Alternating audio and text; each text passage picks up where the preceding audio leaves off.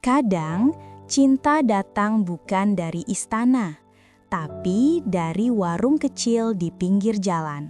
Udara pagi di pelabuhan Tanjung Priok selalu punya cerita sendiri. Asap dari kapal barang yang baru bersandar bercampur dengan aroma ikan asin, bensin, dan nasi uduk hangat dari gerobak kayu di ujung gang kecil. Di sanalah Raffi, pemuda 23 tahun dengan jaket lusuh dan senyum hangat, mendorong gerobaknya setiap pukul 5 pagi. Baginya, setiap langkah menuju pelabuhan adalah doa kecil yang berulang. Bismillah, semoga hari ini habis semua. Gerobaknya sederhana, papan kayu tua dengan tulisan tangan nasi uduk Ibu Raffi sejak 2002. Tulisan itu sudah mulai pudar, tapi ia tak pernah berniat menggantinya. Tulisan itu adalah kenangan terakhir dari ibunya yang dulu mengajarinya bahwa rejeki datang dari rasa syukur, bukan dari besar kecilnya warung. Raffi menata piring plastik, membuka panci besar berisi nasi uduk hangat, lalu aroma santan dan daun pandan langsung menyebar ke udara. Beberapa sopir truk, buruh pelabuhan, dan nelayan mulai berdatangan. "Pagi Vi, tambah sambal kacang ya yang pedas," seru Bang Surya, langganan setia. "Siap Bang, nasi banyak, lauk 2, sambal tumpah," jawab Raffi sambil tersenyum. Ia lincah melayani pelanggan satu persatu, tangannya gesit tapi penuh perhatian. Tak ada pelanggan yang pergi tanpa senyum atau ucapan terima kasih. Bagi Raffi, itu lebih dari sekadar transaksi. Itu bentuk penghargaan kecil yang membuatnya bertahan. Setelah gelombang pertama pelanggan pergi, Raffi menyeka keringatnya. Dari kejauhan, sinar matahari mulai menembus celah-celah kontainer di pelabuhan. Ia menatap laut sebentar, membiarkan pikirannya hanyut sejenak. "Mah, Raffi masih jualan di tempat biasa, masih pakai panci yang Mama kasih. Cuma, Mama, Raffi rindu banget." Sekitar pukul 7 pagi, suara mesin mobil mewah terdengar dari kejauhan. Sebuah sedan hitam mengkilap berhenti di tepi jalan berlumpur tak jauh dari warung Raffi. Dari dalam mobil itu, keluar seorang perempuan muda dengan kacamata hitam besar dan pakaian rapi, kontras dengan lingkungan sekitar yang dipenuhi debu dan minyak pelabuhan. Ia tampak kesal, berjalan mondar-mandir sambil menatap ponselnya. "Kenapa sih harus mogok di sini?" gumamnya. Beberapa buruh menatapnya sekilas, bukan karena pesonanya semata, tapi karena ketidakwajarannya. Di daerah seperti itu, perempuan berpakaian sekelas Nadira Arya Satya, putri pengusaha perkapalan terbesar di Jakarta, adalah pemandangan langka. Raffi sempat memperhatikan dari jauh, tapi menunduk lagi, pura-pura sibuk menyiapkan nasi. Namun, tak lama kemudian terdengar suara kecil, "Aduh," diikuti dentingan ponsel yang jatuh ke tanah. Raffi spontan menghampiri. Mbak, hati-hati, lumpur di sini licin." Nadira mendongak, sedikit terkejut. Iya, makasih. Mobil saya mogok, sinjal juga hilang." Raffi melihat ke arah mobil. "Waduh, mogok di sini berat, Mbak. Bengkel terdekat agak jauh. Tapi kalau mau, saya bisa bantu dorong ke tempat yang aman dulu." Nadira menatapnya ragu. Ia menilai penampilan Raffi dari ujung kepala ke ujung kaki. Keringat, tangan kotor karena sambal, jaket yang sudah pudar. Tapi mata Raffi tampak jujur. "Yah, baiklah," jawabnya pelan. Dengan tenaga seadanya, Raffi membantu mendorong mobil itu ke pinggir jalan. Lumpur menempel di celananya, tapi ia tak peduli. Setelah selesai, ia mengelap tangannya dan berkata, "Mbak, duduk aja dulu di bangku sana. Saya ambilin air biar gak pusing." Nadira menurut, meski awalnya canggung. Ia duduk di kursi plastik dekat gerobak nasi uduk, aroma gurih langsung menusuk hidungnya. "Wangi banget," ucapnya tanpa sadar. Raffi tersenyum. "Mau coba Mbak? Gak usah bayar, rejeki pagi." "Ah, gak usah repot, gak apa-apa, makan biar gak tegang, mobil mogok itu musuh perut kosong." Nadira akhirnya menyerah. Ia mengambil sepiring nasi uduk dengan ayam goreng, telur balado, dan sambal kacang kental buatan Raffi.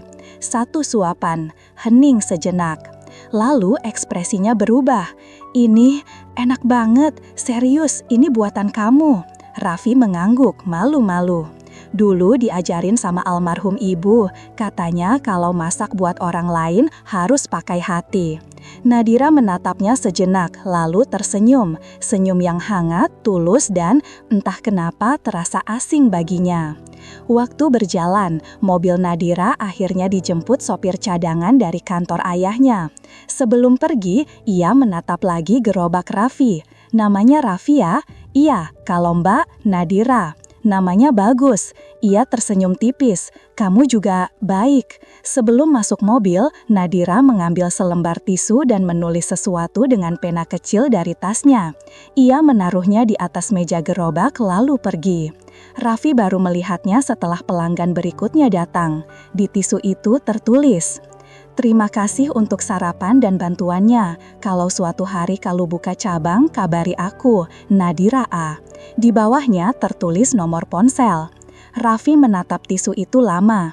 Ada sesuatu di dadanya yang sulit dijelaskan. Bukan hanya rasa kagum, tapi campuran antara harapan dan ketakutan. Ia tahu dunia mereka berbeda jauh, tapi ada sesuatu di cara Nadira memandang nasi uduknya, seolah rasa sederhana itu bisa menembus tembok kelas sosial. Sore harinya, setelah menutup dagangan, Raffi duduk di pinggir pelabuhan. Langit orange, laut berkilap seperti cermin retak. Ia membuka ponselnya yang layarnya retak dan mengetik pesan. "Terima kasih sudah mampir ke nasi uduk saya, Mbak Nadira. Semoga mobilnya nggak rewel lagi." Ia ragu-ragu sebelum menekan kirim, lalu layar menampilkan message sent. Beberapa menit kemudian ponselnya berbunyi. "Hahaha, iya, mobilnya sudah aman, nasi uduknya juara. Kamu jualan tiap hari di sana?" Raffi tersenyum. "Iya, setiap subuh sampai jam 9. Nanti kalau mau sarapan lagi saya kasih sambal lebih." "Deal." Satu kata itu membuat Raffi menatap laut lebih lama malam itu. Entah kenapa, pelabuhan yang biasanya terasa berat dan sepi, kini terasa lebih terang. Malam semakin larut, Raffi pulang ke rumah kontrakannya yang kecil di gang sempit. Ia menaruh panci nasi uduk yang sudah kosong di dapur, lalu duduk di depan foto ibunya yang tergantung di dinding. "Ibu, hari ini Raffi ketemu orang baik, namanya Nadira, cantik tapi nggak sombong. Dia makan nasi uduk kita, Bu." Ia tertawa kecil lalu menatap foto itu lagi. "Lucu ya, Bu, tukang nasi uduk bisa ngobrol sama putri pengusaha kapal." Ia tidak tahu bahwa pertemuan sederhana itu akan mengubah seluruh hidupnya. Bahwa dari aroma santan dan daun pandan, takdir sedang menyiapkan kisah cinta yang melampaui batas dunia mereka. Sudah 3 hari sejak pertemuan itu. Namun, bagi Raffi, aroma nasi uduknya setiap pagi seolah membawa bayangan wajah Nadira, dengan senyum tipis dan mata yang tenang.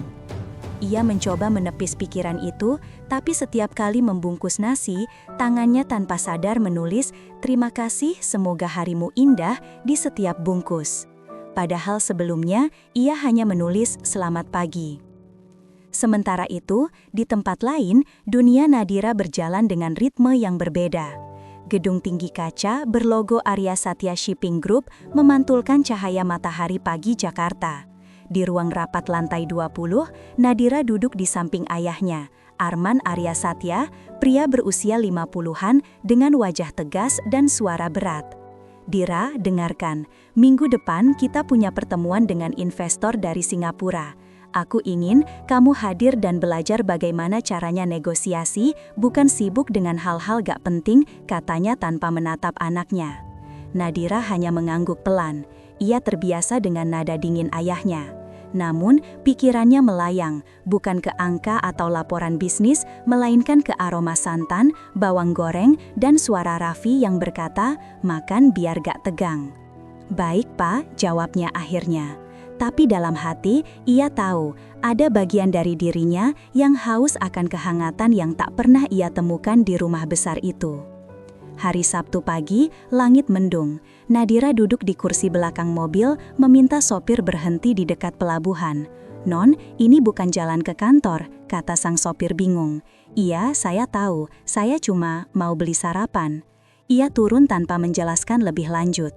Dari kejauhan, ia melihat gerobak kayu itu lagi, dengan tulisan pudar yang sama, "Nasi uduk Ibu Raffi." Dan di belakang gerobak itu, Raffi sedang sibuk membungkus pesanan untuk para buruh. Kaosnya basah oleh keringat, tapi wajahnya tetap penuh semangat. Ketika Nadira melangkah mendekat, suara teriak-teriak pelanggan tiba-tiba hening sebentar. Semua menatap, bukan karena ingin tahu, tapi karena mereka tahu perbedaan dunia di depan mata. Namun, Raffi segera menyadari dan memecah ketegangan. "Mbak Nadira, pagi, gak nyangka datang lagi," katanya riang. Beberapa pelanggan saling melirik, lalu pura-pura sibuk. Nadira tersenyum kecil. "Pagi juga Raffi, aku kangen nasi udukmu. Masih pakai sambal yang pedas?" "Masih, mau yang lebih pedas biar semangat?" "Boleh." Ia duduk di kursi plastik yang sama seperti dulu. Raffi menyiapkan sepiring nasi uduk dengan ayam goreng baru matang, taburan bawang goreng, dan sambal kacang yang menggoda. Satu suapan pertama, dan Nadira kembali diam. Rasanya sama, hangat, jujur. Beda dengan hidangan di rumahnya yang megah, tapi terasa hampa. Raffi memperhatikan ekspresinya, sedikit gugup tapi bahagia. "Mbak sering ke daerah sini?" tanyanya sambil menata meja. "Enggak juga, biasanya aku ke kantor langsung, tapi entah kenapa aku pengen sarapan di sini lagi." "Wah, saya tersanjung Mbak, biasanya pelanggan cuma balik kalau belum kenyang, bukan karena kangen," katanya sambil tertawa kecil. Nadira ikut tertawa, "Mungkin aku dua-duanya." Hujan tipis mulai turun. Raffi buru-buru menutup panci nasi dan menurunkan terpal biru di atas gerobak. Nadira membantu memegang sisi terpal agar tidak terbang. Mbak gak usah repot, nanti basah." "Gak apa-apa, aku gak selemah itu," jawabnya. Raffi sempat melirik, kagum melihat sosok yang biasanya tampil rapi, kini rela kehujanan di bawah gerobak sederhana. Ada sesuatu yang membuatnya semakin menghormati gadis itu. Saat hujan makin deras, mereka akhirnya berteduh di bawah tenda kecil. Beberapa pelanggan ikut menunggu hujan reda, lalu satu persatu pergi. Tinggal Raffi dan Nadira di situ, ditemani suara rintik dan aroma kopi sachet. "Raffi," panggil Nadira pelan. Kenapa kamu jualan? Maksudku, kamu kelihatan pintar, kenapa nggak kerja di tempat lain?" Raffi terdiam sesaat. Pertanyaan itu sederhana, tapi menyentuh bagian yang paling dalam dari hidupnya. "Dulu, mama saya punya warung nasi uduk, warung kecil banget, tapi pelanggan banyak. Waktu mama sakit, saya berhenti kuliah biar bisa bantuin. Setelah mama meninggal, ya saya lanjutin aja." Suara Raffi tenang, tapi matanya menerawang. "Saya pengen bikin warung ini besar, biar nama mama tetap hidup." Nadira menatapnya lama. Ada sesuatu dalam kata-kata itu yang menampar kesadarannya sendiri. Ia memiliki segalanya, harta, pendidikan, fasilitas, tapi hidupnya terasa kosong. Sementara di depan matanya, ada seseorang yang punya sedikit, tapi hatinya penuh. "Raffi," ucapnya lirih, "kamu tahu gak, aku iri sama kamu." Raffi terkekek, "Iri sama tukang nasi uduk, jangan bercanda Mbak. Serius, kamu punya tujuan, aku enggak. Aku cuma hidup dalam bayang-bayang ayahku." Hujan makin deras, tapi suasana di bawah tenda itu justru terasa hangat. Dua dunia berbeda, tapi untuk sesaat mereka seolah sejajar. Ketika hujan reda, Nadira menatap jam tangannya. "Wah, aku harus ke kantor." "Baik Mbak, makasih udah mampir." Ia berdiri, merogoh tasnya, lalu mengeluarkan dompet. Raffi buru-buru menolak. Gak usah bayar, beneran. Nanti Mbak dikira pelanggan spesial." "Loh, memangnya aku bukan?" Raffi terdiam, wajahnya memerah. Nadira tersenyum kecil, lalu meletakkan uang di atas meja. Saat ia hendak pergi, Raffi menyadari sesuatu. Nadira meninggalkan satu bungkus nasi uduk di meja. Di atas bungkus itu tertulis, "Untuk kamu makan nanti, jangan lupa istirahat." Ia menatap tulisan itu lama. Hurufnya rapi, wangi parfum mahalnya masih tercium samar di kertas pembungkus itu. Sore menjelang malam, Rafu duduk di bangku pelabuhan memakan nasi uduk yang Nadira tinggalkan. Ia membuka bungkusnya perlahan, di dalamnya terselip kertas kecil. Aku gak tahu kenapa, tapi aku nyaman ngobrol sama kamu. Mungkin karena kamu gak lihat aku dari nama belakangku, Nadira. Raffi memandangi tulisan itu berulang kali. Ia tak tahu harus apa, bahagia, bingung, atau takut. Ia sadar jarak di antara mereka bukan sekedar status, tapi dunia yang berbeda. Tapi ada sesuatu dalam surat itu yang membuatnya berjuang lebih keras. Seolah hidupnya baru menemukan arah baru, bukan sekedar menjual nasi uduk, tapi membuktikan bahwa dirinya pantas berdiri sejajar. Di sisi lain kota, Nadira tiba di rumah besar berhalaman luas. Saat ia masuk, suara berat ayahnya langsung terdengar dari ruang tamu. "Dira, dari mana aja kamu? Sopir bilang kamu mampir ke pelabuhan." "Iya pak, aku cuma beli sarapan." "Pelabuhan, tempat kumuh itu, kamu sadar gak siapa kamu?" Nadira diam. Arman mendekat, matanya tajam. "Aku gak mau anakku kelihatan di tempat seperti itu lagi. Media bisa tahu, nama keluarga kita bisa rusak." "Papa cuma peduli sama nama," jawab Nadira dengan nada gemetar. "Aku peduli sama masa depanmu. Kalau masa depan itu gak bikin aku bahagia, buat apa?" Keheningan. Arman menatap anaknya seolah tak mengenalinya. "Kamu mulai berubah, Dira." "Bukan berubah, Pak. Aku baru sadar, selama ini aku cuma hidup buat Citra, bukan buat diri sendiri." Ia meninggalkan ruang tamu tanpa menolak. Air matanya mengalir, tapi langkahnya tegas. Di dalam hatinya, ia tahu ada seseorang di luar sana yang membuatnya merasa jadi manusia lagi, bukan sekedar putri dari seorang pengusaha besar. Malam itu, Raffi menatap langit dari atap kontrakannya yang bocor. Di tangannya, kertas tulisan Nadira sudah mulai kusut karena terlalu sering dipegang. Ia menghela napas panjang. "Mbak Nadira, mungkin kita gak ditakdirkan bareng. Tapi kalau satu hari nanti, aku bisa berdiri di depanmu tanpa malu, aku akan datang lagi." Dan malam itu, di bawah langit Jakarta yang penuh polusi, dua hati berbeda dunia sama-sama menatap langit, berpikir tentang satu sama lain tanpa tahu bahwa perjalanan mereka baru saja dimulai. Langit pelabuhan tak lagi secerah biasanya. Angin laut membawa aroma asin yang lebih tajam dari biasanya, seolah alam ikut menyimpan kegelisahan. Sudah seminggu sejak Nadira terakhir datang ke warung Raffi. Gerobak kayu itu tetap berdiri di tempat yang sama, tapi ada sesuatu yang berbeda. Raffi tak lagi bersenandung seperti biasanya. Ia bekerja dalam diam. Tatapannya sesekali menatap arah jalan besar, berharap sebuah mobil hitam akan muncul lagi seperti dulu. Tapi yang datang hanya truk-truk tua dan motor buruh pelabuhan. Namun pagi itu, sesuatu terjadi. Sebuah motor berhenti di depan warung. Pengemudinya adalah remaja laki-laki yang membawa amplop coklat besar. "Bang Raffi?" "Iya, kenapa?" "Ada surat kiriman buat abang, katanya penting, dari Jakarta Utara." Raffi menerima amplop itu dengan heran. Ia tak pernah mendapat surat resmi seperti ini. Setelah motor itu pergi, ia membukanya pelan-pelan. Di dalamnya ada selembar kertas dari media harian Metro. Tulisan judulnya membuat nafas Raffi tercekat. Putri pengusaha kapal ternama ketahuan sarapan di warung kumuh pinggir pelabuhan. Ada foto kecil yang diambil diam-diam, menampilkan Nadira sedang duduk di warungnya memegang sendok, sementara ia sendiri berdiri di belakang gerobak. Wajah Raffi tampak jelas. Nama nasi uduk Ibu Raffi pun terpampang di papan belakang foto. Tubuhnya lemas, tangannya gemetar, bibirnya keluh. Ia membaca ulang paragraf demi paragraf. Media itu menulis seolah-olah Nadira sedang melakukan aksi sosial dadakan, makan di tempat kumuh demi pencitraan, dan menyinggung seorang pemuda miskin bernama Raffi yang terlalu beruntung bisa menarik perhatian putri orang terkaya di pelabuhan. Raffi menggenggam surat itu erat-erat, hatinya campur aduk antara marah, takut, dan sedih. Ia tahu Nadira pasti akan diserang karena ini, dan benar saja, siang itu beberapa pelanggan baru datang bukan untuk makan, melainkan untuk menggosip. Wah, ini nih tukang nasi uduk yang lagi viral. Hebat, Vi, dapat pelanggan anak sultan. Katanya kamu bakal dijemput mobil mewah tiap pagi. Raffi mencoba tersenyum sopan, tapi di dalam dadanya ada badai.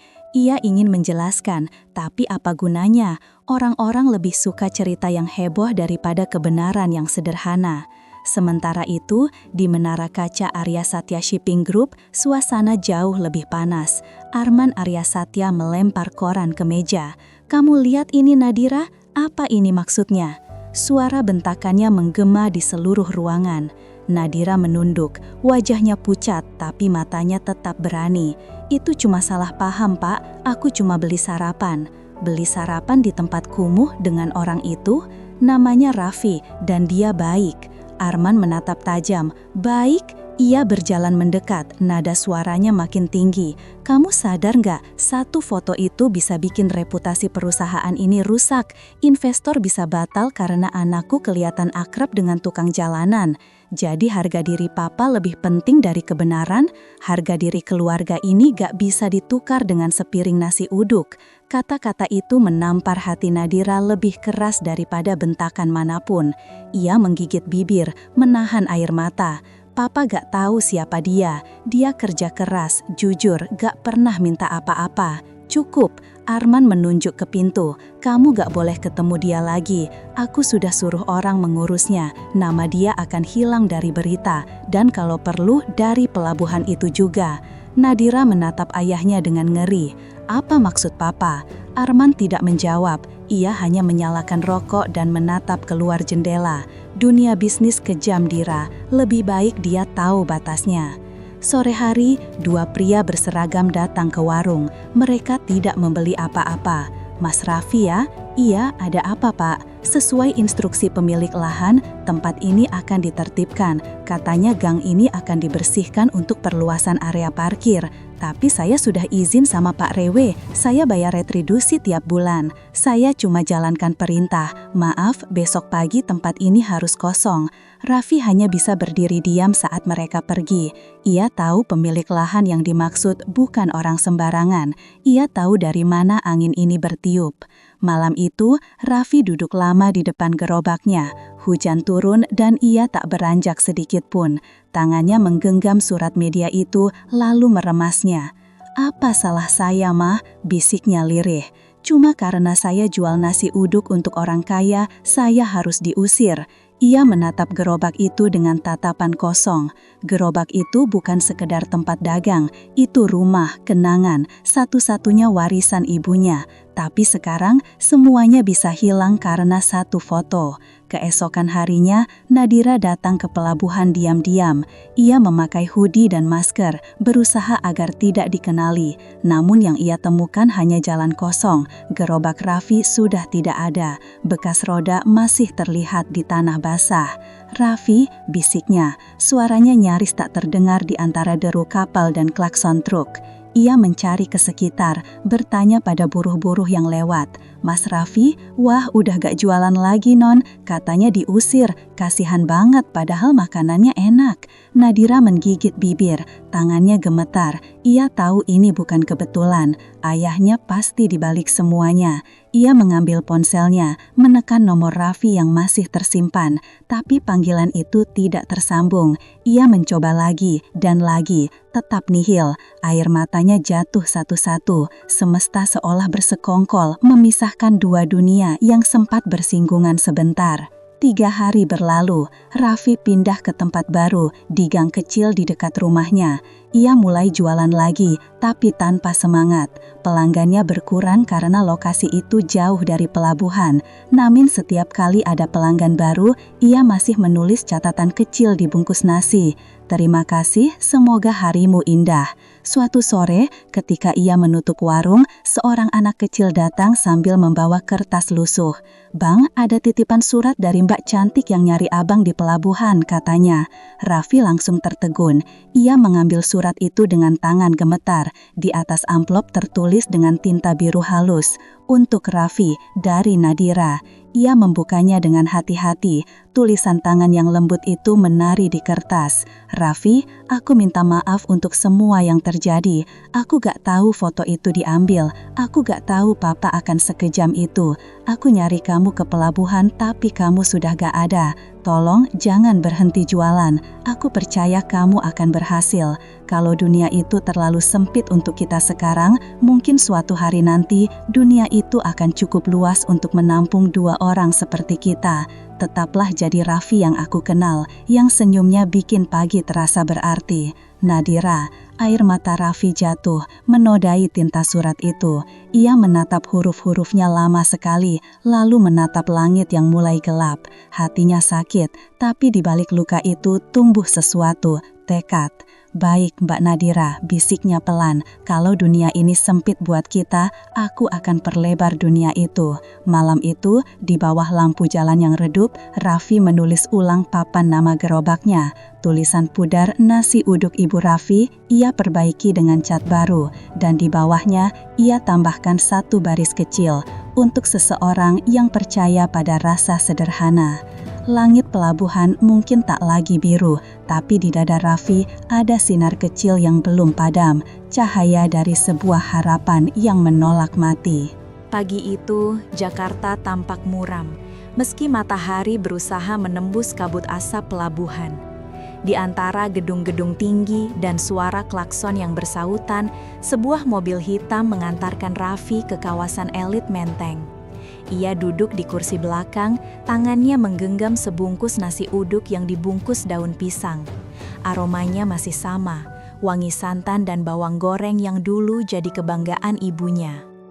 Mobil berhenti di depan rumah besar bergaya kolonial, pagar tinggi, dan taman luas dengan air mancur kecil di tengahnya.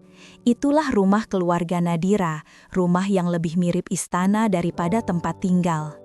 "Mas Raffi, Mbak Nadira sudah nunggu di dalam," kata sopirnya dengan gugup, seolah tahu bahwa lelaki sederhana ini sedang melangkah ke dunia yang bukan miliknya. Raffi menarik napas panjang, kaos putihnya disembunyikan di balik jaket hitam polos, rambut disisir rapi. Sepatu kulit pinjaman dari tetangganya terasa sedikit kebesaran, tapi ia tak peduli. "Terima kasih Bang," ucapnya pelan, lalu melangkah ke arah pintu besar yang dijaga dua satpam berseragam. Pintu itu terbuka sebelum ia sempat mengetuk. Nadira berdiri di sana, mengenakan gaun pastel sederhana tapi tetap terlihat anggun. Matanya berbinar meski ada gugup yang jelas di wajahnya. "Kamu datang juga," katanya dengan senyum kecil. Raffi menunduk sopan. "Kamu yang ngajak, masa nggak datang?" Nadira tertawa kecil, tapi tawa itu segera lenyap ketika langkah sepatu berat terdengar dari arah ruang makan. "Papa udah di meja makan," katanya pelan. "Ayo aku kenalin kamu." Raffi mengikuti di belakang, menyusuri koridor panjang dengan dinding berisi lukisan kapal, foto-foto pejabat, dan penghargaan bertuliskan nama Hendra Mahardika, PT Mahardika Lines. Di ujung ruangan, seorang pria berusia 50-an duduk tegak di kursi besar. Jas abu-abu membungkus tubuhnya yang tegap, tatapannya tajam, dingin, seperti sedang menilai setiap langkah Raffi. "Selamat pagi Pak," sapa Nadira lembut. Pria itu hanya mengangguk, lalu menatap Raffi dari ujung rambut hingga sepatu. "Ini orangnya?" Raffi menelan ludah. "Selamat pagi Pak, nama saya Raffi." Hendra bersandar. "Raffi apa?" "Raffi Alamsyah Pak." "Kerja di mana?" Raffi mengatur napasnya. "Saya jual nasi uduk Pak, di pelabuhan Tanjung Priok." Ruangan itu mendadak senyap. Suara sendok jatuh dari tangan seorang pelayan di sudut ruangan membuat suasana makin anggung. Nadira mencoba tersenyum. "Papa, Raffi itu bukan sekedar cukup Nadira." Suara Hendra tegas, nyaring seperti cambuk. Ia menatap Raffi lagi, kali ini dengan pandangan penuh sinis. "Jadi kamu, tukang nasi uduk?" Raffi mengangguk pelan. "Iya Pak, saya meneruskan usaha ibu saya." Ruangan itu mendadak senyap. Suara sendok jatuh dari tangan seorang pelayan di sudut ruangan membuat suasana makin canggung. Nadira mencoba tersenyum. "Papa, Raffi itu bukan sekedar cukup Nadira." Suara Hendra tegas, nyaring seperti cambuk. Ia menatap Raffi lagi, kali ini dengan pandangan penuh sinis. "Jadi kamu, tukang nasi uduk." Raffi mengangguk pelan. "Iya pak, saya meneruskan usaha ibu saya." Ruangan itu mendadak senyap. Suara sendok jatuh dari tangan seorang pelayan di sudut ruangan membuat suasana makin anggung. Nadira mencoba tersenyum. "Papa, Raffi itu bukan sekedar cukup Nadira." Suara Hendra tegas, nyaring seperti cambuk. Ia menatap Raffi lagi, kali ini dengan pandangan penuh sinis. "Jadi kamu, tukang nasi uduk." Raffi mengangguk pelan. "Iya pak, saya meneruskan usaha ibu saya." Ruangan itu mendadak senyap. Suara sendok jatuh dari tangan seorang pelayan di sudut ruangan membuat suasana makin anggung. Nadira mencoba tersenyum. "Papa, Raffi itu bukan sekedar cukup Nadira." Suara Hendra tegas, nyaring seperti cambuk. Ia menatap Raffi lagi, kali ini dengan pandangan penuh sinis. "Jadi kamu, tukang nasi uduk." Raffi mengangguk pelan. "Iya pak, saya meneruskan usaha ibu saya." Ruangan itu mendadak senyap. Suara sendok jatuh dari tangan seorang pelayan di sudut ruangan membuat suasana makin anggung. Nadira mencoba tersenyum. "Papa, Raffi itu bukan sekedar cukup Nadira." Suara Hendra tegas, nyaring seperti cambuk. Ia menatap Raffi lagi, kali ini dengan pandangan penuh sinis. "Jadi kamu, tukang nasi uduk." Raffi mengangguk pelan. "Iya pak, saya meneruskan usaha ibu saya." Ruangan itu mendadak senyap. Suara sendok jatuh dari tangan seorang pelayan di sudut ruangan membuat suasana makin anggung. Nadira mencoba tersenyum. "Papa, Raffi itu bukan sekedar cukup Nadira." Suara Hendra tegas, nyaring seperti cambuk. Ia menatap ruang tamu.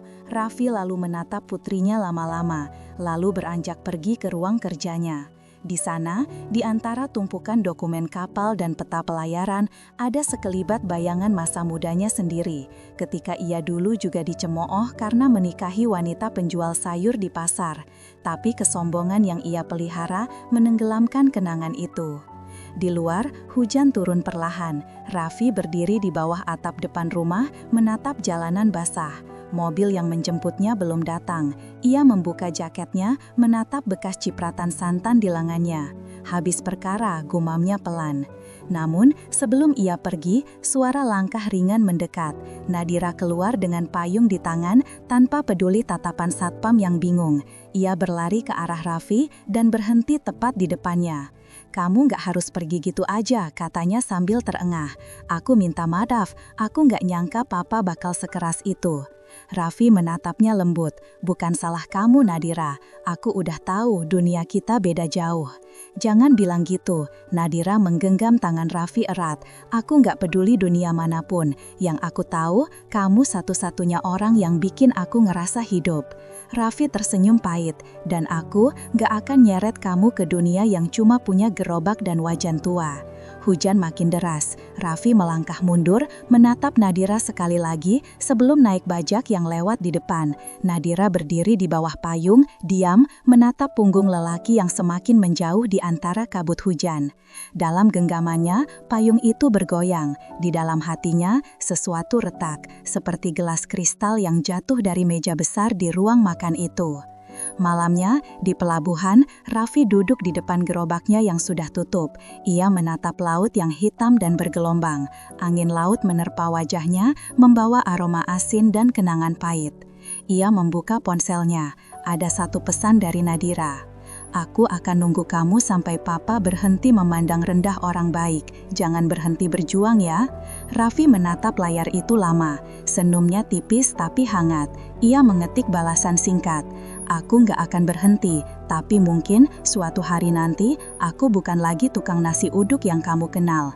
Ia menekan tombol kirim, lalu menatap laut lagi. Dalam hatinya, tekad mulai tumbuh, kuat, dingin, dan penuh bara. Malam itu, nasi uduk di meja rumah Nadira mungkin sudah dingin, tapi di dada Raffi ada api kecil yang mulai menyala, menolak padam. Subuh di pelabuhan Tanjung Priok selalu punya aroma yang sama, asin, solar, dan keringat. Tapi pagi itu, bagi Raffi, semuanya terasa lebih berat. Gerobak nasi uduknya berdiri diam di tempat biasa, tapi pembelinya tak sebanyak dulu. Orang-orang mulai tahu cerita tentang tukang nasi uduk yang ditolak orang kaya. Entah dari mana asalnya, tapi gosip di pelabuhan selalu menyebar lebih cepat daripada angin laut. Namun Raffi tetap menunduk, menanak nasi seperti biasa. Ia tak peduli pandangan miring atau bisikan-bisikan di belakang. Di dalam hatinya hanya ada satu kalimat yang terus berputar. Aku bukan cuma tukang nasi uduk, aku cuma belum jadi sesuatu. Setelah pelanggan terakhir pergi, Raffi duduk di bangku kecilnya. Tangannya yang kasar menatap jauh ke arah kapal besar yang baru merapat. Di sanalah dunia Nadira berada. Dunia baja dan mesin, bukan kayu dan santan. Dunia yang menenggelamkan mimpi kecilnya, tapi juga dunia yang ingin ia taklukkan suatu hari nanti. Sore itu, Raffi memutuskan sesuatu yang besar. Ia menutup gerobaknya lebih awal, lalu melangkah ke arah kantor pelabuhan. Di sana, ratusan buruh sedang bekerja memindahkan peti-peti kontainer. Suara klakson kapal dan teriakan mandor bersautan. Seorang pria berambut putih yang mengenakan helm proyek menghampirinya. "Ngapain nak? Mau cari kerja?" Raffi mengangguk. "Iya pak, apa masih butuh tenaga tambahan?" Pria itu menyipitkan mata. Badannya kecil buat buruh, tapi kalau niat bisa dicoba. Gajinya harian. "Boleh pak, saya kuat kok." "Nama?" "Raffi Alamsyah. Mulai besok, jam 6 pagi, jangan telat." Raffi tersenyum lega. Itu bukan pekerjaan impian, tapi di sanalah langkah barunya dimulai. Hari-hari berlalu dan tubuh Raffi mulai terbiasa dengan kerasnya dunia pelabuhan. Ia mengangkat peti seberat 200 kilo, mengikat tali kapal dan bekerja sampai malam. Kadang tangannya berdarah, kadang bahunya bengkak, tapi ia tidak pernah mengeluh. Di sela istirahat, ia sering duduk di tepi dermaga sambil memandangi kapal-kapal besar berlabuh. Dari sana, ia mulai memperhatikan hal-hal kecil, bagaimana petugas logistik mencatat muatan, bagaimana kapal diatur masuk dan keluar, bagaimana dokumen pelayaran diurus. Diam-diam, ia belajar. Setiap hari, sedikit demi sedikit, ia mencatat di buku kecil yang ia beli dari warung. "Pelabuhan bukan cuma tempat kapal berlabuh," tulisnya suatu malam. "Pelabuhan adalah tempat mimpi diuji. Siapa yang kuat, dia bertahan." Beberapa bulan kemudian, ia mulai dikenal di pelabuhan sebagai buruh yang rajin dan jujur. Mandor-mandor mempercayainya untuk mengatur bongkar muat kecil. Kadang ia diberi tugas mencatat barang masuk. Raffi tidak menyia-nyiakan kesempatan itu. Setiap kali pulang, ia membaca buku-buku bekas tentang logistik, ekonomi maritim, dan bisnis ekspedisi.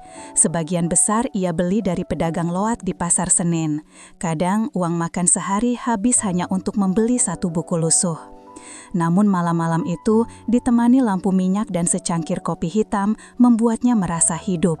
Ia mulai paham bagaimana sebuah kapal bisa menjadi mesin raksasa yang menggerakkan ekonomi dunia. Dan entah kenapa, setiap kali membaca tentang pelayaran, wajah Nadira selalu terlintas di pikirannya. Gadis yang mengenalkannya pada dunia yang dulu terasa mustahil. Suatu malam, saat hujan turun deras, Raffi duduk di bawah atap seng pelabuhan sambil menulis di buku catatannya. Seorang pria tua mendekat, membawa payung rusak dan wajah lelah. Ia adalah Pak Budi, petugas logistik senior yang sering melihat Raffi bekerja. "Masih belajar, Vi?" tanyanya sambil tersenyum. "Iya, Pak. Saya pengen ngerti cara kerja kapal, logistik, semuanya." Pak Budi duduk di sebelahnya.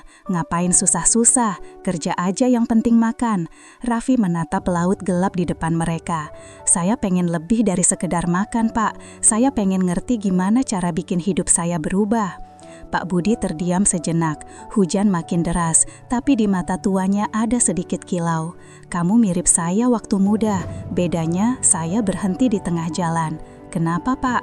"Karena saya takut gagal," katanya lirih. "Tapi kalau kamu punya nyali lebih besar dari takutmu, terusin. Dunia pelabuhan itu keras, tapi dia hormat sama orang yang nekat." Sejak malam itu, kata-kata Pak Budi jadi mantra buat Raffi. Setahun berlalu, Raffi bukan lagi buruh biasa. Ia sudah dipercaya menjadi asisten pengawas logistik. Gajinya cukup untuk menyewa kamar kecil di dekat pelabuhan dan membeli motor bekas. Ia juga menabung, bukan untuk kaya, tapi untuk mimpi yang lebih besar. Suatu malam, saat membuka ponselnya, ia melihat berita online. Putri pengusaha kapal besar, Nadira Mahardika, dijodohkan dengan putra direktur saingan ayahnya. Tangannya bergemetar, matanya menatap lama, tapi hatinya seperti ditusuk. Ia tahu dunia Nadira sedang berubah dan mungkin kali ini bukan ke arah yang bisa ia jangkau. Beberapa hari kemudian, ia nekat mengirim pesan, "Kamu baik-baik aja, Dir?" Balasan datang cepat, "Aku nggak tahu, Vi. Kadang aku ngerasa semua ini cuma sandiwara. Aku harus nurut, tapi hatiku capek." Raffi mengetik balasan, tapi menghapusnya lagi. Ia ingin bilang kalau ia masih mencintainya, tapi apa gunanya kata cinta kalau jarak mereka bukan cuma fisik, tapi dunia yang berbeda. Akhirnya ia cuma menulis, "Kalau suatu hari kamu ngerasa sendirian, ingat di pelabuhan ini masih ada orang yang doain kamu tiap malam." Pesan terkirim, tapi tak ada balasan. Waktu terus berjalan dan Raffi makin sibuk. Ia mulai menjalankan ide kecil, jasa pengiriman barang antar kota menggunakan truk dan kapal kecil sewaan. Bisnisnya ia namai Raftrans, singkatan dari namanya sendiri. Modalnya hanya dari tabungan dan pinjaman kecil dari koperasi buruh. Awalnya banyak yang menertawakan, tapi Raffi tak peduli. Ia tahu setiap kapal besar dulunya hanyalah potongan kayu kecil yang berani mengarungi laut. Setiap hari, ia bekerja dari subuh sampai malam. Kadang harus ikut kapal keluar kota, kadang harus tidur di dermaga. Tubuhnya makin keras, tapi matanya menyimpan cahaya baru, cahaya orang yang tahu kemana ia akan berlayar. Namun keberhasilan kecil itu juga membawa luka baru. Ia mulai jarang berbicara dengan Nadira. Dunia mereka semakin berjauhan, bukan karena cinta yang hilang, tapi karena waktu dan tanggung jawab yang tumbuh di antara keduanya. Suatu sore, setelah menyelesaikan muatan di kapal kecilnya, Raffi duduk di dek sambil memandangi laut. Angin membawa aroma garam dan debur ombak yang keras. Ia membuka buku catatannya, halaman pertama yang ia tulis 2 tahun lalu, tentang mimpi menjadi lebih dari tukang nasi uduk. Ia tersenyum samar. "Aku janji, Bu, kalau Ibu masih hidup, Ibu pasti bakal bangga." Ia memejamkan mata sejenak. Di pikirannya, ia bisa mendengar suara ibunya. "Jangan takut laut, Nak. Di laut, orang kecil bisa jadi besar kalau hatinya kuat." Di tempat lain, di rumah besar yang sama, Nadira duduk di balkon kamarnya. Gaun pesta tergantung di kursi. Besok pertunangan resminya diumumkan, tapi matanya kosong. Ia menatap layar ponsel, membuka pesan terakhir dari Raffi, lalu menutupnya lagi. Dari jauh, suara kapal terdengar samar. Ia menatap ke laut dari jendela, laut yang sama yang dulu mempertemukannya dengan Raffi. "Aku masih bisa ngerasain aroma nasi uduk itu," bisiknya, "dan rasanya masih hangat." Beberapa minggu kemudian, Raffi menerima telepon dari pelabuhan Tegal. Salah satu kapal kecilnya karam karena badai. Semua muatan hilang, kerugian besar. Tapi ia tidak menyerah. Ia datang langsung ke lokasi, membantu para awak kapal, bahkan ikut menyelam mencari sisa-sisa peti. Di tengah hujan dan ombak besar, tubuhnya hampir tumbang, tapi ia tetap berdiri. "Aku udah pernah ditenggelamkan oleh kata-kata orang kaya," gumamnya.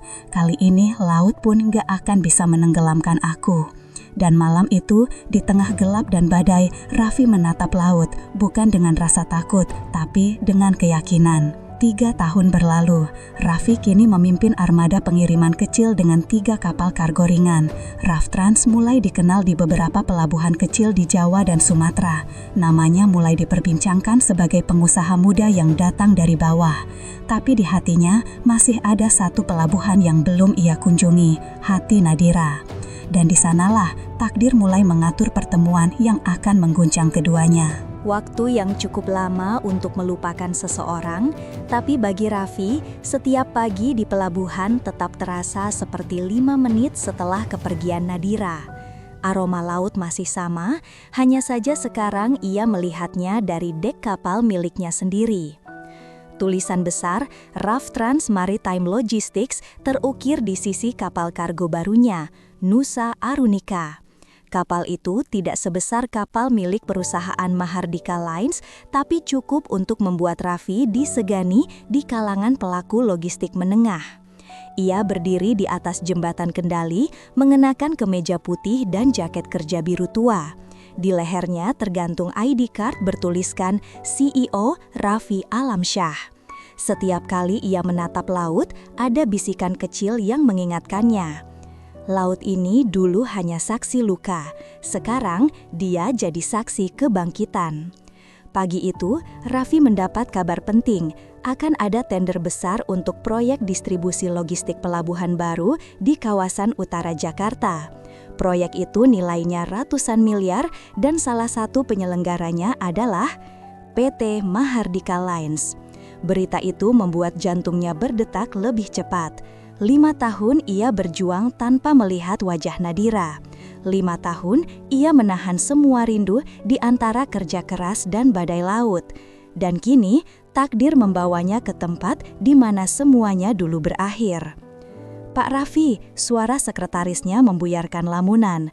Rapat tender dijadwalkan hari Kamis jam 10 pagi di Hotel Pantai Indah. Semua peserta diwajibkan hadir.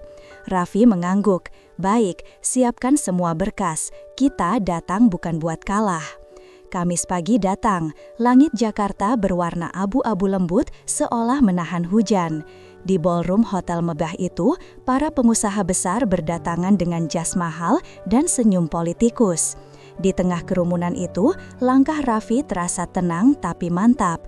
Ia tak lagi pria dengan sepatu pinjaman.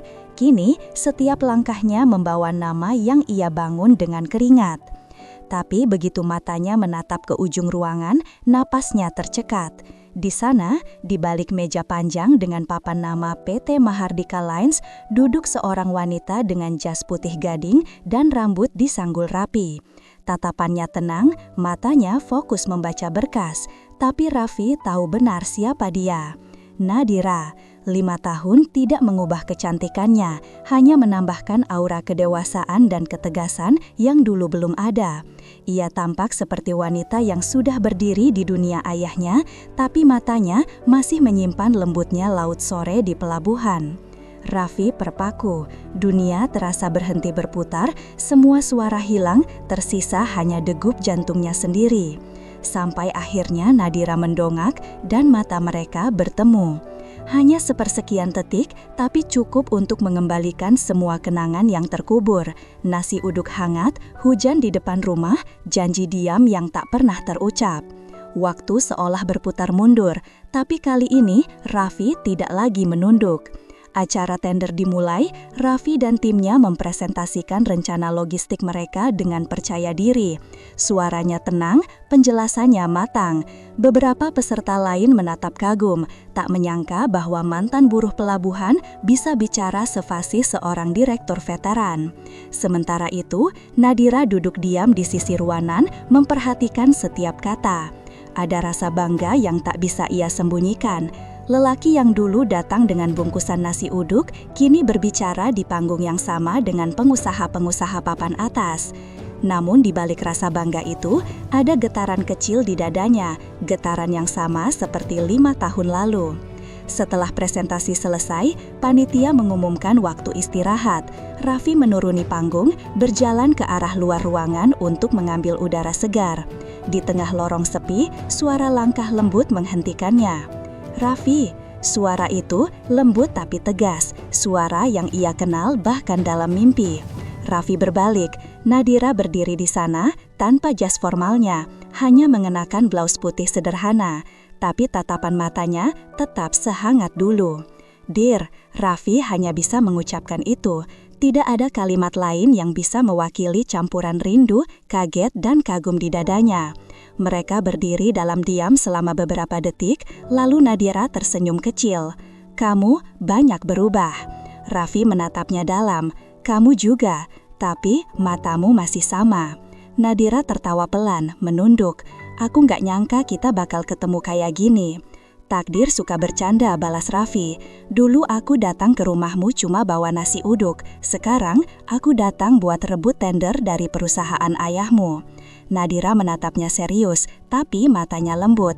Dan mungkin kali ini aku gak akan biarin papa ngusir kamu lagi. Raffi tersenyum samar. Aku gak datang buat minta diterima, Dir. Aku datang buat buktiin kalau kata-kata ayahmu dulu salah. Nadira mengangguk. Aku tahu, tapi aku pengen kamu tahu satu hal juga. Apa? Selama 5 tahun ini, gak ada satu hari pun aku gak ingat kamu. Kata-kata itu menghantam Raffi seperti ombak besar. Ia nyaris kehilangan suara.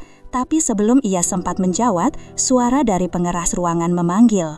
Semua peserta diminta kembali ke ruangan, sesi kedua akan dimulai. Nadira menatapnya sejenak, lalu berbalik. Kita lanjut bicara nanti ya. Raffi mengangguk pelan. Aku nggak kemana-mana. Sesi kedua berlangsung lebih menegangkan. Mahardika Lines tampak goyah. Rumor beredar bahwa perusahaan itu sedang menghadapi krisis keuangan setelah kehilangan kontrak besar luar negeri. Hendra Mahardika sendiri tidak hadir, kabarnya sakit keras. Dan Nadira kini menjadi perwakilan utama perusahaan. Raffi memperhatikan dari kejauhan, ada rasa hormat di dalam dirinya. Ia tahu betapa berat tanggung jawab itu untuk seorang wanita yang dulu hanya ingin bebas dari bayang-bayang ayahnya. Ketika giliran Mahardika Lines maju, Nadira tampil dengan tenang. Presentasinya solid, tapi Raffi bisa membaca sesuatu di balik suaranya. Beban, ada nada gentar yang samar. Setelah sesi selesai, Raffi menghampirinya di area belakang. Presentasimu bagus, katanya jujur. Nadira tersenyum lemah. Tapi kamu tahu sendiri, perusahaan ini lagi di ujung tanduk. Raffi menatapnya. Kalau kamu butuh bantuan, Nadira memotong cepat. Aku nggak butuh belas kasihan. Aku nggak ngomong soal belas kasihan, balas Raffi pelan. Aku ngomong soal kerjasama. Nadira terdiam. Kamu serius? Laut ini terlalu luas buat dilalui sendirian, Dir. Mungkin kalau dulu aku cuma tukang nasi uduk yang gak pantas buat kamu, sekarang aku pengen bantu kamu selamatin perusahaan yang dulu nganggap aku remeh. Nadira menatapnya lama, dan untuk pertama kalinya air matanya hampir jatuh. Kalau papa dengar kamu ngomong begini, dia pasti gak percaya. Raffi tersenyum kecil. Mungkin nanti dia bakal sadar yang dia remehkan dulu ternyata bukan tukang nasi uduk, tapi calon pesaingnya. Beberapa minggu berlalu setelah tender itu, keputusan diumumkan. Proyek pelabuhan dimenangkan oleh RAF Trans Maritime Logistics, tapi Raffi menolak mengambil seluruh proyek sendirian. Ia menawarkan 30% kerjasama pada Mahardika Lines dengan satu syarat, perusahaan itu harus dikelola langsung oleh Nadira. Pengumuman itu mengguncang dunia bisnis. Banyak yang tak percaya kenapa Raffi mau berbagi dengan mantan perusahaan besar yang hampir kolaps. Tapi bagi Raffi, ini bukan soal untung, ini soal kesempatan untuk menebus masa lalu. Ketika berita itu sampai ke telinga Hendra Mahardika, pria tua itu terdiam lama di ruang rawatnya. Ia menatap foto lama di meja, foto Nadira kecil di pelukannya di samping kapal pertama mereka. Dengan suara serak, ia berkata pada asistennya, "Kalau Raffi benar-benar bilang begitu, berarti aku yang salah selama ini." Hari penandatanganan kerjasama menjadi hari yang tak akan dilupakan. Di pelabuhan yang dulu mempertemukan mereka, dua perusahaan kini berdampingan. Raffi datang dengan jas biru tua, Nadira dengan kemeja putih dan celana hitam elegan. Di antara mereka ada meja kayu kecil dan di atasnya 2 dokumen kontrak. Ketika pena mereka menorehkan tanda tangan di kertas, angin laut berhembus lembut. Nadira menatap Raffi. "Kamu sadar nggak, Vi? Kita mulai lagi dari tempat yang sama." Raffi tersenyum. "Bedanya, dulu aku jual nasi uduk, sekarang aku jual masa depan." Nadira tertawa pelan, "Dan aku mau beli." Sore itu, setelah semua orang pergi, Raffi dan Nadira duduk di dermaga. Langit orange, kapal berlabuh pelan. "Vi," kata Nadira suaranya lembut, "kamu udah sampai jauh banget. Aku bangga." Raffi menatap laut. "Aku gak bakal sampai sejauh ini kalau bukan karena kamu. Dulu, rasa sakit karena kehilanganmu yang bikin aku mau berubah." Nadira tertunduk, menggenggam jemarinya. "Aku gak mau kehilangan kamu lagi." Raffi menatapnya, lalu berkata pelan, "Kalau laut akhirnya membawa kita kembali, berarti kita memang ditakdirkan berlayar bareng." Mereka terdiam, hanya suara ombak dan burung kamar yang terdengar. Dan di antara senja yang perlahan tenggelam, dua hati yang dulu dipisahkan oleh kesombongan kini bersatu kembali di pelabuhan yang sama, tempat semuanya bermula. Beberapa bulan telah berlalu sejak kerjasama antara RAF Transmaritim dan Mahardika Lines resmi berjalan. Pelabuhan yang dulu hanya menjadi tempat singgah kapal, kini berubah menjadi lambang persatuan dua dunia, dunia peluh dan dunia kemewahan. Papan besar di pintu masuk pelabuhan bertuliskan, "Bersatu dalam lautan, melangkah dalam arah yang sama." Raffi berdiri di dermaga setiap pagi, menatap laut yang dulu hanya bisa ia pandangi dari kejauhan. Angin laut berhembus lembut, membawa aroma asin bercampur kenangan lama, masa-masa saat ia masih mendorong gerobak berlari dari satu sudut ke sudut lain demi segenggam rezeki. Kini hidupnya berbeda. Tapi setiap kali mencium aroma santan dan bawang goreng dari warung kecil di dekat dermaga, hatinya bergetar pelan. Nadira berjalan mendekat, membawa 2 bungkus nasi uduk. "Masih aja bengong tiap lihat laut?" tanyanya sambil tersenyum. Raffi menoleh, matanya hangat. "Kalau bukan karena laut ini, kita nggak akan ketemu." Mereka duduk di bangku kayu yang menghadap kapal. Nadira membuka bungkusnya, menggoda. "Rasanya nggak seanak buatan kamu dulu, Vi." Raffi tertawa kecil. "Wajar, dulu aku masaknya sambil mikirin kamu. Sekarang kamu udah di sini, jadi bumbu cintanya udah pindah." Mereka tertawa bersama, tawa yang dulu terasa mustahil di dunia mereka yang berbeda. Beberapa hari kemudian, Raffi menerima surat undangan dari keluarga Mahardika. Ia datang dengan perasaan campur aduk antara gugup, takut, tapi juga siap menghadapi apapun. Hendra Mahardika, ayah Nadira, kini duduk di kursi roda. Rambutnya memutih, tapi sorot matanya lembut, jauh berbeda dari pandangan dingin bertahun-tahun lalu. "Dulu aku sombong, Raffi," katanya pelan. "Aku kira uang bisa menentukan segalanya. Tapi aku salah. Anak perempuan yang kubesarkan dengan kemewahan justru menemukan kebahagiaan dalam kesederhanaan bersamamu." Raffi menunduk dalam, menahan haru. "Terima kasih, Pak. Kalau bukan karena restu Bapak, mungkin kami gak akan sejauh ini." Hendra tersenyum kecil. "Aku titip Nadira padamu, dan jangan pernah tinggalkan akar hidupmu, Vi. Jangan tinggalkan nasi udukmu." Raffi tertawa, matanya berkaca. "Saya janji, Pak, dari gerobak itu saya belajar arti kerja keras, dan dari Nadira saya belajar arti cinta." Beberapa bulan kemudian, dermaga menjadi saksi janji suci mereka. Pernikahan sederhana di tepi laut, tanpa gedung, tanpa kemewahan, hanya langit biru, ombak yang menepi, dan doa yang mengalir. Nadira berjalan menuju Raffi dengan gaun putih sederhana, ditemani angin sore yang lembut. Raffi menatapnya dengan mata yang sama seperti saat pertama kali melihatnya di warung, kagum, tulus, penuh cinta.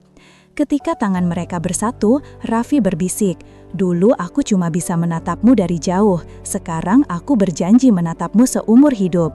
Air mata Nadira jatuh pelan, "Dan aku janji gak akan biarkan dunia pisahkan kita lagi." Sorak kecul terdengar dari para pekerja pelabuhan, para nelayan, dan keluarga Mahardika yang kini duduk berdampingan dengan para pedagang kecil. Untuk pertama kalinya, dua dunia benar-benar menyatu. Tahun-tahun pun berlalu. Kini di pelabuhan baru yang mereka bangun, Pelabuhan Arunika, berdiri patung kecil berbentuk gerobak nasi uduk dengan tulisan emas di bawahnya, "Dari gerobak ke samudra, kisah Raffi dan Nadira." Raffi duduk di bangku taman di samping Nadira dan anak kecil mereka yang berusia 5 tahun. Anak itu sedang menyuap nasi uduk ke mulutnya dengan rakus. "Pat," katanya polos, "bener Papa dulu jualan nasi uduk?" Raffi tersenyum. "Iya, dan dari situ Papa belajar satu hal, kalau kamu mau kerja keras, laut pun bisa jadi rumahmu." Nadira menatap mereka, penuh cinta. "Dan dari situ Mama tahu, cinta sejati nggak lahir dari harta, tapi dari keberanian memperjuangkannya." Mereka bertiga tertawa, lalu diam, menikmati pemandangan laut sore. Kapal besar berangkat pelan di kejauhan, meninggalkan jejak buih putih di permukaan air. Raffi menggenggam tangan Nadira erat. Kita udah sampai, Dir. Nadira menatapnya lembut. Belum, selama masih ada laut, perjalanan kita nggak akan pernah selesai. Ombak berdesir lembut, cahaya jingga senja menyoroti wajah mereka. Dua jiwa yang dulu berpisah oleh nasib, kini berlabuh dalam cinta yang tak tergoyahkan. Dan di kejauhan, burung camar berputar di langit, seolah mengiringi lagu kehidupan yang terus berjalan.